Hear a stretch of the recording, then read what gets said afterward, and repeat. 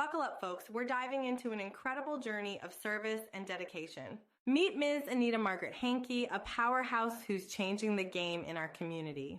From humble beginnings in Arima, Trinidad, to the halls of local government, Anita's story will leave you inspired. She's not just talking the talk. She's walking the walk, rolling up her sleeves, and making real change happen. Ever wonder what drives someone to dedicate their life to others? Anita's got the answer, and it's not what you'd expect. Stay tuned as we unpack the passion, challenges, and triumphs that led this extraordinary woman to become a true champion for our community. Trust me, by the end of this, you'll be ready to make your own mark on the world. Alonzo Bash Podcast starts now.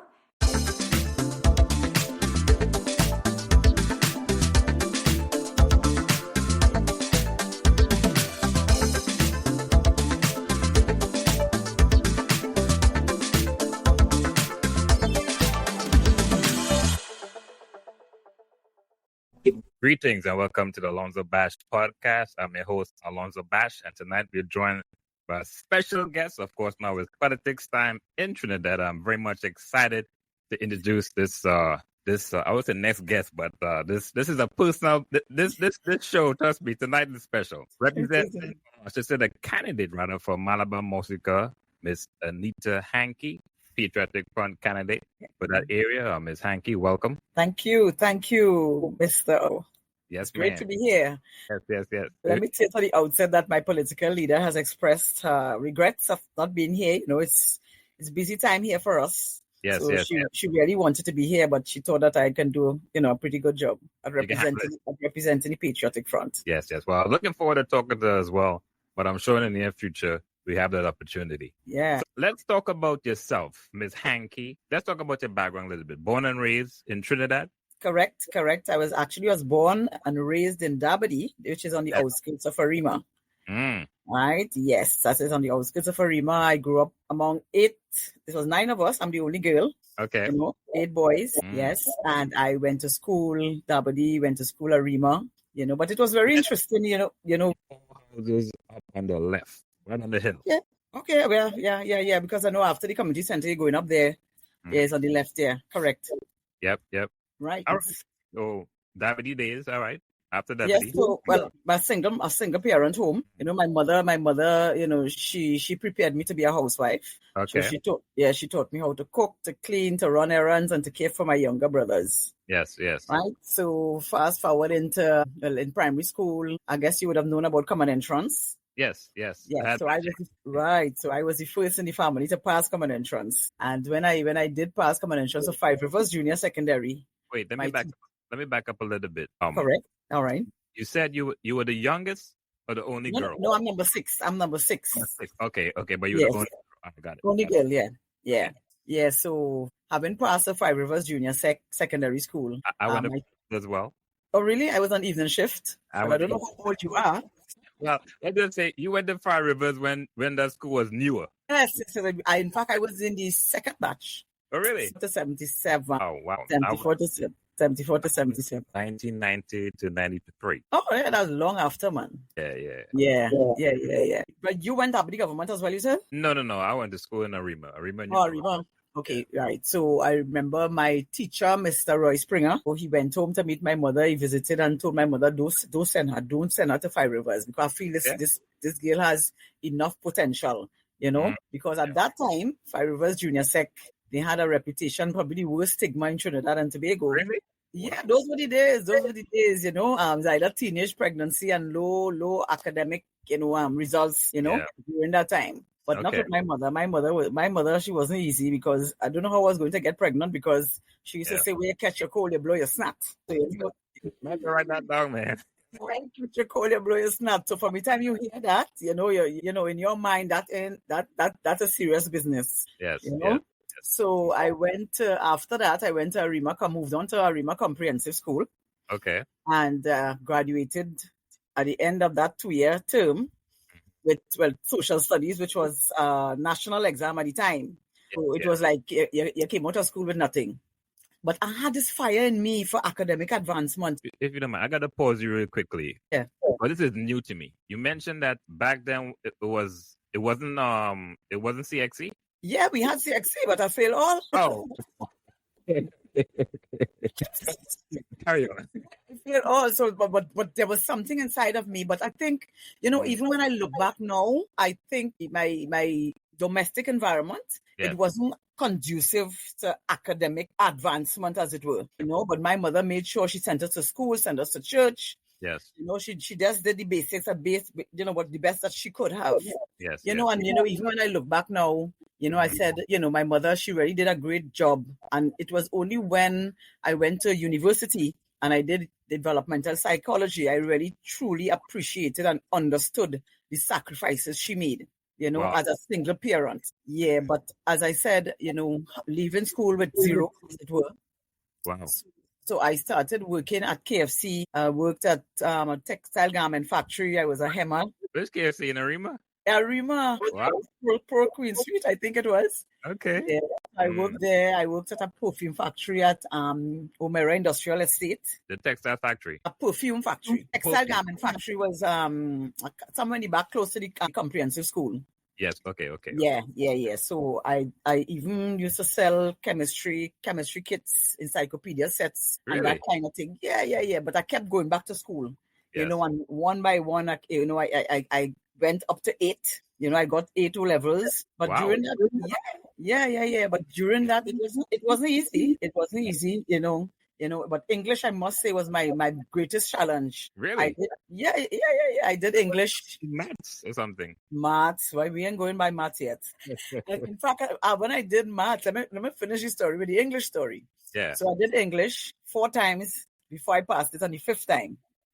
Okay. Yeah, I did it. I remember our English teacher in Arima Compre at the time, Miss Johnson. She said, "And no worries, all your problem, vocabulary limited because all your that's why all you can't pass the people English." She said, "I don't know if you remember Mills and Boone in those days." That sounds familiar. Yeah, it was a book that a lot of people, especially housewives, used to read those books. Okay. Her advice was, you could take one of those books. That's a small thing. I don't know if you want to call it a novel. Yeah. And she said, her advice was, read the book. Any word or phrase that you come across and you're not familiar with and you don't know the meaning, get a notebook, look for the meaning, learn it, and apply it to your essay. Yes. I took 3 months to read a Mills and Boone. 3 months. Because I really didn't like to read. Yeah. Wow. And listen to me. That was what did I say? That was the recipe. Yeah, for and I did English. I did it London GC actually. Okay. Yeah. Afterwards, I ended up getting an A distinction in the English. Wow. Yeah. So that's really impressive. To go from leaving school with no passes to 8. Yeah. To going back to get 8. Yeah, that's yeah, but still there was a drive in me. At age, I started doing A levels, but there was a drive in me, something inside of me to just go on.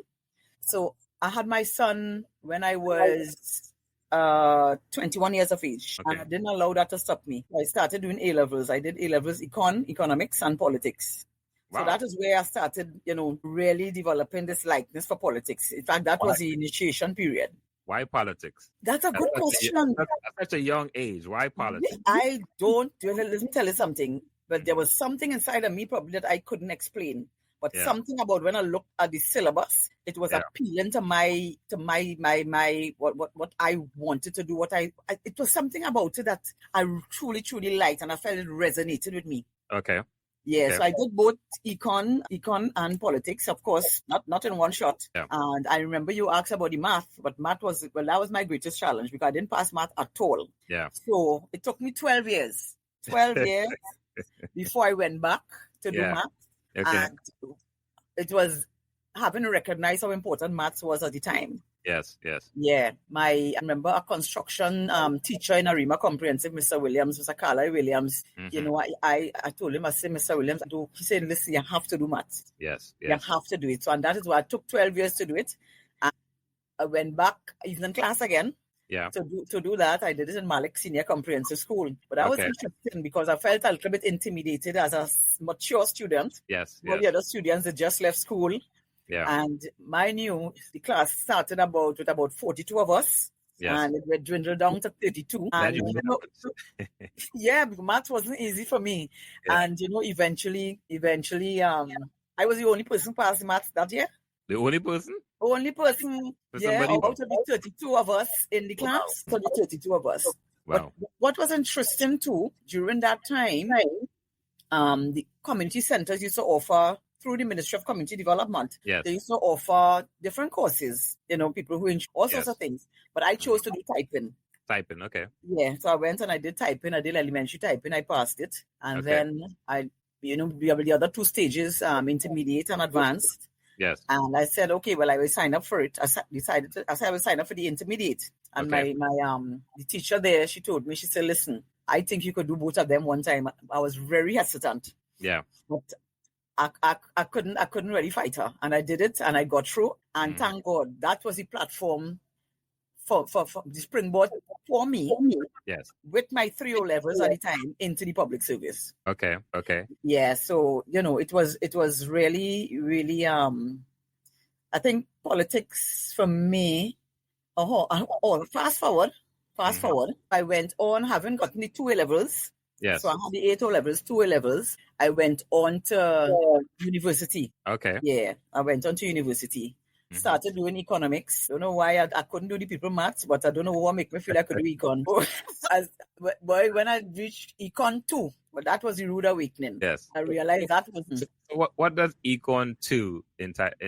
Well, it had econ 1, which wasn't bad because having done A-level econ, it was a nice springboard into econ 1, into econometrics. And boy, that thing mashed me up. Listen, when I realized that wasn't for me, I decided to switch faculties. Okay. So I went on to do a double major in management and sociology. Double major?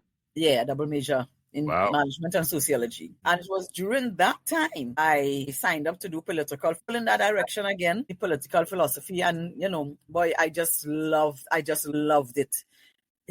I recall the first paper I did, 2 research papers we had to do. Yes. I did. The first one was on Plato and Aristotle, The Good Life. And so I had Professor Bogues from Jamaica here. I did my first year in 2 years in distant learning.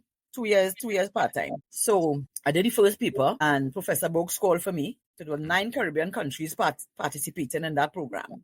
Okay. And Professor Bogues called at the end of the, when we did announcing the results. Yes. He said, Miss Hankey, what discipline are you pursuing? But at the time I was still in econ. Yes. I told him economics. He said, you sure it's econ you want to do? Mm-hmm. I said, yes, Professor Bogues, I love econ. Yes. He said, all right. You love it. I love it anyway. So he said,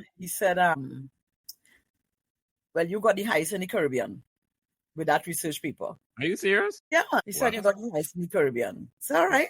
That's forward. Do the second paper, Rousseau and Hobbes, social contract. So Bogues called for me again. He said, Miss Hankey, are you sure it's econ you want to do? Yes. I said, Professor Bogues, yes. He said, well, I've never met anyone to outdo their own self. Yes. I got the highest in Caribbean again.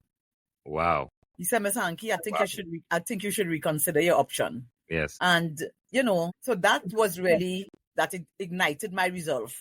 And, through it all, it sounds good now and sounds, short and sweet, but remember having a son to take care of. Yes. Have to go to work, go back to, when you reach home, you have to cook, you're a mother, single mother, so it was easy. You was working and going to school at the same time. Yes.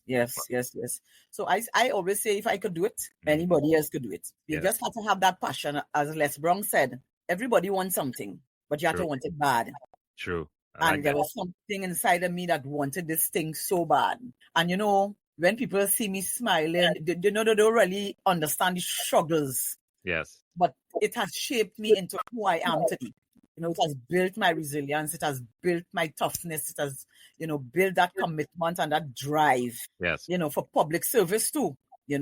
So that is what, built my whole fortitude and, because of that ambition, to advance, I didn't really quite know what I wanted to do, but I know I was doing something that I really liked at the time. Yes. And which I would have, culminated in me retiring as a distinguished public officer, if I can say so myself. Because I'm glad. So that just, I just want to, tell you as well, I started off at the bottom in the public service, more or less. I started off as a clerk typist. Really? Yeah. And from a clerk typist, I went on to be a library assistant. Okay. And, pardon me, Cora Hospital, nutshell, from my early childhood into the public service. Very inspiring. I feel like I am behind the 8 ball. Talk about perseverance. Yes. That is it. Exactly that. Yeah. Yes. Love it. All right. So let's talk about the politics. Patriotic Front. How you got involved, or what was your decision to choose this particular party compared to the others? All right. I believe in the philosophy of fairness, justice, equality, integrity, responsibility, accountability. And I think what it is really, really resonated with me is when I saw the vision of the party. The vision of the party speaks to bringing the largest number of people. Yes. To bring the greatest good. Yes. To bring the greatest good for the largest number of people in the shortest possible time, starting with the poorest of poor. Okay. Because that resonated with my whole journey, really, and that is what connected me to the party. And you see, and I felt, because it was like sort of grassroots party, it was a humanitarian party, and I felt, yes, I feel this is where I can really, I feel my potential can really be explored within an organization such as that. Yes. And they were preaching change, preaching real change, listening to the people. And because that is very important, getting out there, listening to the people, advocating for the people, advocating for service, and that is what really, really, pushed me to join the Patriotic Front. Okay. Yeah. What was that process like? I mean, I'm just trying to understand. Okay. Of course, not to listen. How does it work? You call them, or they... the political leader was in an interview on CNT3 one morning. I saw her being interviewed, and I said, listen, at that point, I said, this is where I want to be. Yes. Yeah, I listened to the vision, and I listened to what the mandate of the party, and I said, that is where I want to be. And I called, I went on website, just did some reading in terms of the vision and the mission and the, mandate and process. So I said, okay, you can apply for membership. Okay. But I said, before doing that, I wanted to hear a little bit more about the party. Yes. So I called, sought to have a interview, not an interview, a conversation with the political leader. Okay. It took some time because she was busy. Yes. And that was it. The rest is history. I applied. I applied for membership. And then when I called, because I wanted to really get into public service, I wanted to serve at the higher level. That is my thing, because I know about service. I know about public service. Because I've been there for some time. I've worked through several administrations. Yes. I worked in energy, public administration, consumer affairs, labor, national security, local government. So I understand what government and governance is all about. So my thing is, because I was more or less involved in policy making, decision making, doing projects and developing initiatives and doing a lot of research to inform policies and policy making. I thought that I really didn't want to be in the campaign story. Yeah. I didn't like really the canvassing, and I told her that. But something about after, that conversation, she said, Miss Hankey, she said, I think you will do so well.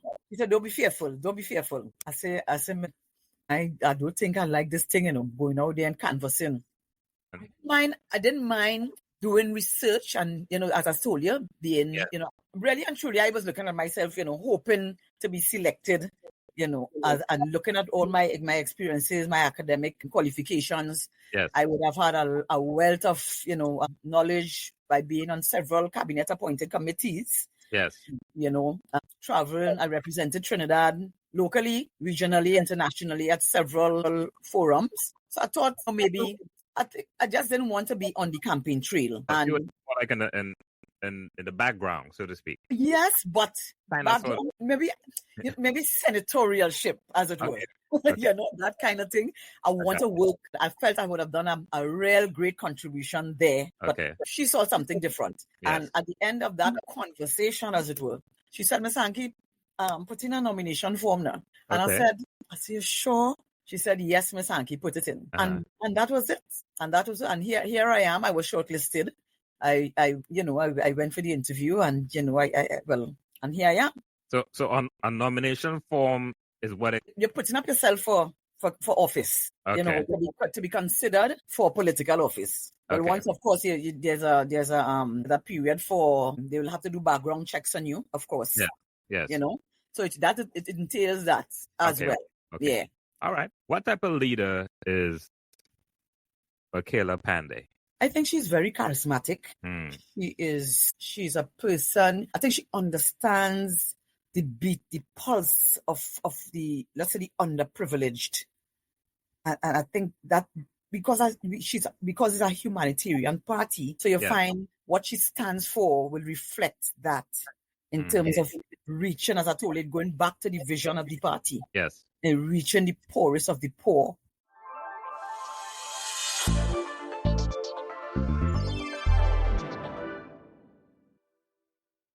Hi guys, PSA Baltimore, Washington, One Love, Caribbean Carnival 2025. Save the date. Sat July 12th and Sunday, July the 13th at Druid Hill Park, 12 p.m. to 10 p.m.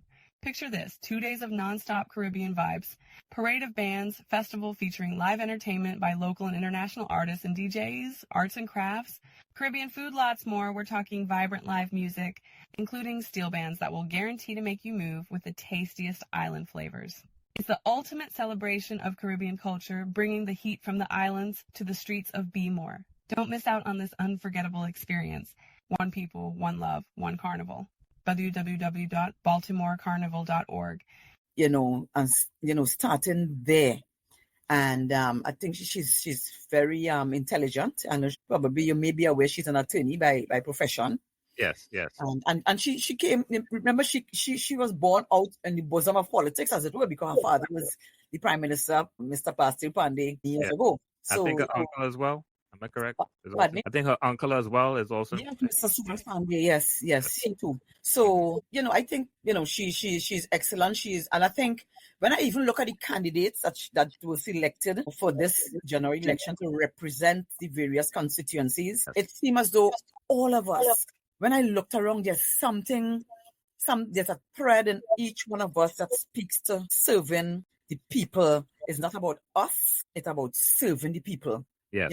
Yeah. Change, not exchange. That seems to be the tagline or the motto. Yeah, but you're talking real change. Not only change, you're talking real change. Being on the ground, so many people are so disenchanted, with governance, the governance of the country. So many people, what they are telling us, there's a lot of skepticism out there. Yes. Yeah, because they think that, we are no different. People think all the time, every cycle, people, they're just telling you, empty promises, no action. Yeah, and then, at the end of the day, election is around the corner.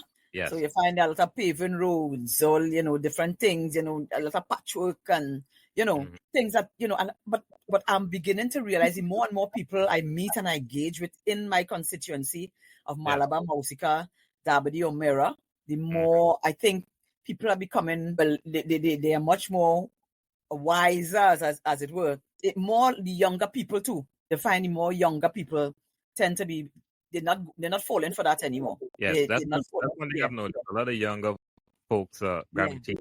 Yeah. They're not falling for that anymore. Listen, even in Dabadi, for example, because as I told you, I grew up in Dabadi.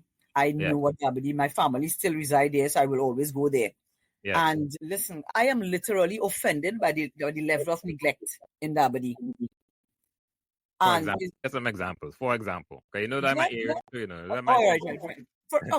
right. Many places, there's nothing happening in Dabadi anymore. Yeah. There was a time, I don't know if you recall, when they had Benefica Sports Club. Benefica, that was a football team.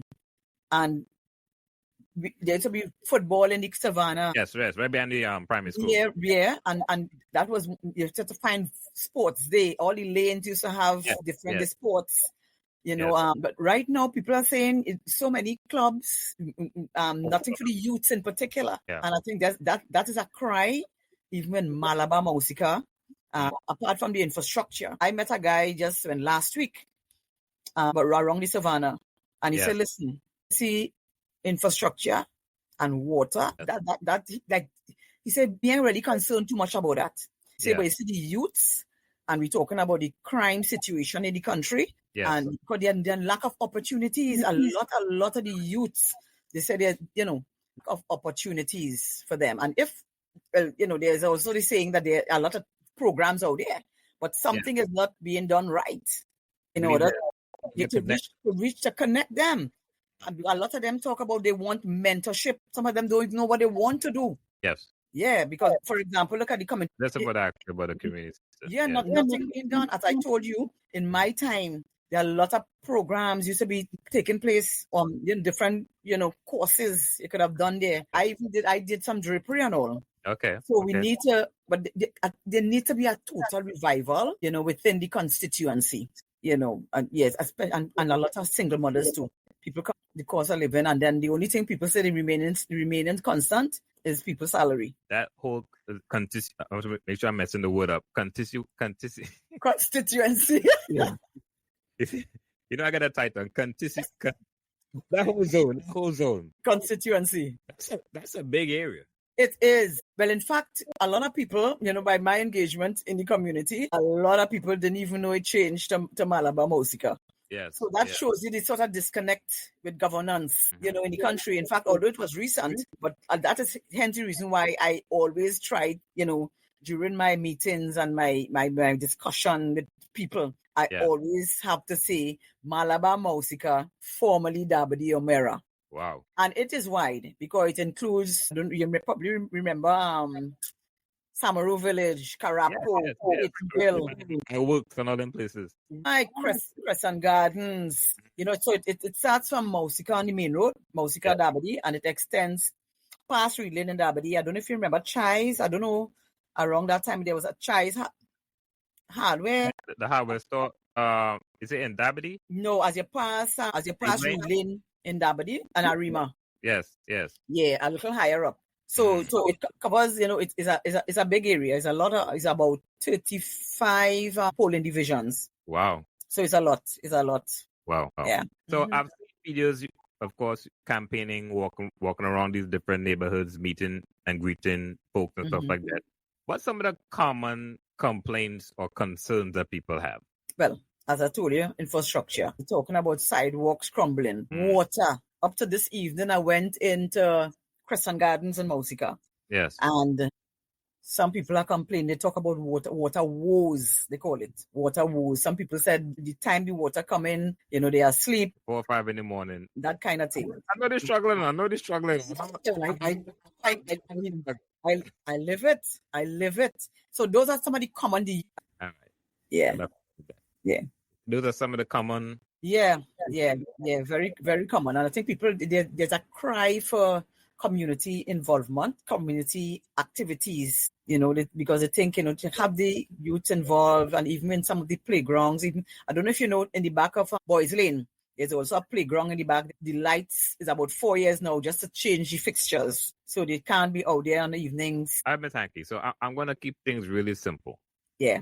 Those are simple fixes. Why you believe those issues haven't been resolved within the last, let's say, 10 years? I think the last party.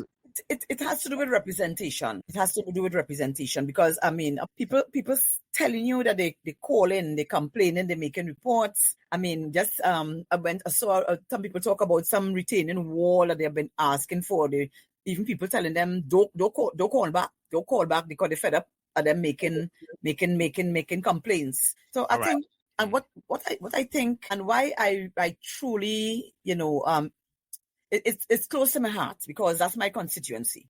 Yes. Malabar Mausica Dabadi Omera. It's because it is close to my heart. I understand the pain, I understand the struggle of the people. And it is for this same reason why I feel they're going to have representation that they would have never had before. Because I understand government and governance. So I understand how it works. And I believe I can be the advocate for change, the advocate for service, the advocate for the voiceless. And not only we talk about Malabar Mausica, but also close to my heart because it's 34 years I spent in the service.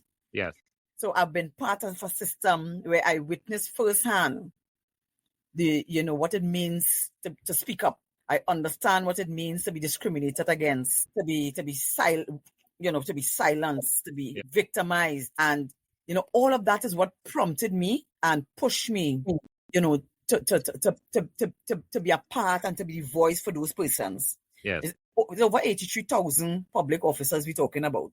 Statutory authorities, public officers, daily paid officers. And so many of them would have come to me. I'm talking not now, since I was working, and they would come to me and, ask how to drive, how about their complaints. Yes. And it seemed to be there's no real avenue, because there's a talk, in the public service that we're not supposed to speak to the media. So we have people are suffering in silence. Yes. So it's not only public officers. There's the contract dilemma as well, because those people now, because they're in contract, you find they like more or less walking on eggshell, because it's almost as if for fear of them. Yes. So I want to advocate for these people, because I understand it. I lived it.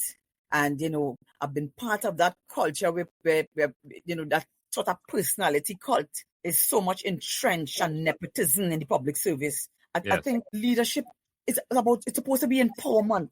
It's supposed to empower people, encourage people, to want to give their best, so we can have a better public service. But when you have these personality issues coming in the fray, because I tell you, I lived it, and hence the reason why I really want to advocate for my public officers as well as my constituents of Malabar, Mausica. I think I'm ready. I know that I am ready and I am capable. So, for someone who's currently living in that zone I was used, you fairly new to them, because like I said, Trinidad is pretty much, as some people call it, ketchup and mustard, PNM UNC. The front is pretty brand new. I think it was founded in 2018. Yes, there. Why would someone want to take their vote and entrust? What's the difference between you and the president? I would say the president representative in that area. People are fed up. That's the general cry on the ground. People are fed up with the mustard and the ketchup. Yes. In fact, people they are so happy to know that they have an alternative. I am telling you, the reception is phenomenal. People, they just, because it has been over and over, one to the next. And people are fed up, and people seeing what's going on. If those persons, it is so good when you engage, with the community. These people have so much great ideas. Yes. Even some of them speaking about constitutional reform. The kind of, the kind of information, and that is what we are taking, to inform our policies. Now, when we go, we don't know. Once elected, we don't know what we're going to find. But I can tell you, the people are fed up. So I know it's a tough call. It's a tough call because we knew. But I think generally people are hearing about us. Yes. They are seeing us on the ground, and we are preaching. We are advocating for a better life, for equity. We want to bring back our constituency to a place of hope and dignity and opportunity. Yes. Yeah. So here in the U.S., politics is also a big thing. And one of the things that they usually have in a lot of communities is town hall meetings. Is that something that you guys planning to do? Yeah. In fact, we tend to call it cottage meetings here. Okay. Yeah, but some of the candidates, they have already started that. As you would know, the election was called a couple of weeks ago. Yes. So we have like 5 weeks, I think, about 5 weeks or more, a little more, to prepare, So we are trying to meet as many persons as we can. Yes. However, we have decided to zone or come together to have the big meeting. Our meeting will be the first one. And it's interesting that you would ask that, because just today it was decided that we're going to approach it from that type of strategy. We are going, it's Malabar, Mausica, La Hoqueta, Talparo, Kumuto, Manzalina, Lopino, Aruca, Trin City. Yes. So all of us will be coming together. So there'll be a big meeting scheduled for Thursday evening, from 6 to 7. We'll be seeking the approval for the use of the bus terminal in Arima there. The political leader will be there. Yes. So at least people will have an opportunity, to hear, hear about, what is the Patriotic Front offering to the national community. That's a good location. That's the heart Yeah, of Arizona. yeah, very strategic, yes. Yeah, good location there. Ministry. What ministry you would like to spearhead? Social development, Yeah. I love education too, because that was one of my earlier passion many years ago. I really wanted to be a teacher at one point in time. Okay. I love education because I feel I have much more to offer than just the academics. Yes. And I think that is what a lot of the young people need now. They need mentorship. They need, that they want that holistic view, that holistic type of curriculum that will not only focus on academics per se, but, people who could share their experiences and motivate, and but I love education too, but social development. I really want, a colleague of mine told me, she said, Anita, if you go to social development, I feel they will have to give you so they have to set some ceiling for you because you will want to help everybody. Yeah. Wow. Yeah. Well, I have to put a disclaimer that, of course, we are related, by blood. Yes. And I just want to say I'm so proud of you. Yes, thank you. The ship is fairly new. I've heard of you over the years, but we never met face to face. Oh gosh, I think we are getting we're having some connectivity issues here again. Oh no, it's fine. It's fine. Yeah, connectivity. Yeah. Everything's I missed you there for a moment. No, it's fine.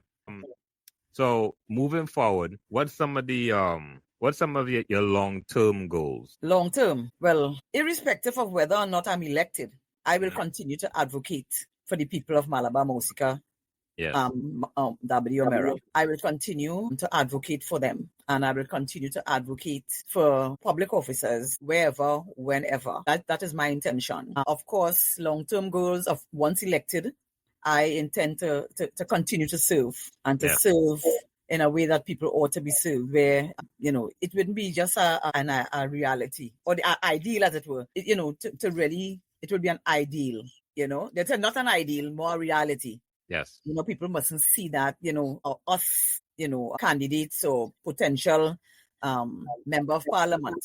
And I think at the end of the day, it's to serve the people, to serve the people. To build on the legacies that have been there, that is there. It's not about breaking down; it's about building. And at the end of the day, it's to really make Trinidad and Tobago a better place. Yes. Yeah. And election day is April the 28th. Correct, April the 28th. Okay, great. Well, I want this opportunity to wish you all the best. You have my vote. Yes, I just want people to know on April 28th, come out in your numbers. You young people in particular, come out in your numbers. This is an alternative to real governance in this country. Yes. On April 28th, come out and vote for the Patriotic Front. Vote for the heart. As I told people, some of my friends said, I want to vote for you, but I'm not living in your constituent. Yes. I told them, listen, we preach the same language. You carry the same message. You're voting for a larger party, a larger ideal. Wherever you see the heart, vote for the heart. Vote for real change. And it's time. And they know it's time. Yes. Yes.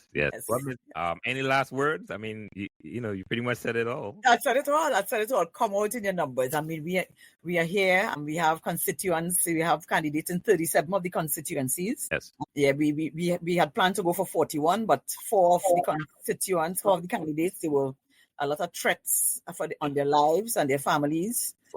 Yeah, this is what, the political leader did put out a press release in that regard. Yes. They were threatened by the other two parties, the mustard and the ketchup. Yes. So fear of their lives, they decided to decline. But we are here in our full force, and I think all of that will, I think people will recognize. And once people are objective, they would recognize all the more need for change, for real change in the country. Hey there, podcast lovers.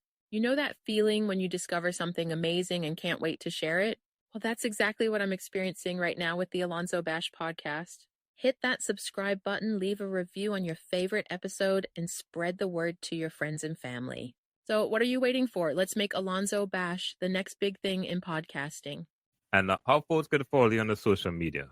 Say again? Are your social media handles? Yes. Facebook? Yeah, we have different ones. Patriotic Front, different ones. I can't remember all of them offhand, but definitely Patriotic Front. Yeah. All the best, April the 28th. Thank you. Thank you so much for taking time out your busy schedule. You're most welcome. It was a pleasure. Yes, thank you so much. Thank you. All right. Yes, that was Miss Margaret Hankey, Patriotic Front Candidate for Mausica in Trinidad and Tobago. Of course, they are celebrating having the election April the 28th of this year, 2025. So I just want to take this opportunity to thank so many people for supporting the podcast. Make sure and follow and subscribe. Available on all podcast platforms, Amazon, Apple, iHeartRadio. Also available on all Echo devices as well, Amazon Echo. Just say play the Alonzo Bash podcast and boom, there you go. So once again, man, thank you so much for your support and see you guys in the next episode. Patriots, front, put up your hand if you are patriot. Patriots, front, put up your hand if you are patriot. Vote Makela. One country, one people, one future, our culture. The time is now. The time is now. Big change, big change. Patriotic Front, we bring change. Makela bringing change. Time for the rearrange. Big change, big change. Patriotic Front, we bring change. Makela bringing change. Time for the rearrange. Dip your finger if you want to make a change and support a leader who's a true humanitarian. Look at the state of the place and the economy. It's time we put somebody in who really loves this country. Makela Pandey, passionate and loyal. Honest when she speaks, full of values and morals. So tell them other parties we don't want apologies. Makela's policies bring opportunity and equality. Big change, big change. Patriotic Front, we bring change. Makela bringing change. Time for the rearrange. Big change, big change. Patriotic Front, we bring change. Makela bringing change. Time for the rearrange. Big change for all are we. Big change for you and me. No more failed promises. We don't want a small change no more. New generation leader, Makela Pandey, truly patriotic. She deal with equal rights and justice. She's for the people, yeah. True leader for the people, yeah. Big change, big change. Patriotic Front, we bring change. Makela bringing change. Time for the rearrange. Big change, big change. Patriotic Front, we bring change. Makela bringing change. Time for the rearrange. Patriots, front, put up your hand if you are patriot. Makela's a real patriot. Very determined, focused, never complacent. Vote Makela. Patriots, front, put up your hand if you are patriot. Makela's a real patriot. Very determined, focused, never complacent. Makela Pandey. One country, one people, one future, our culture. The time is now. The time is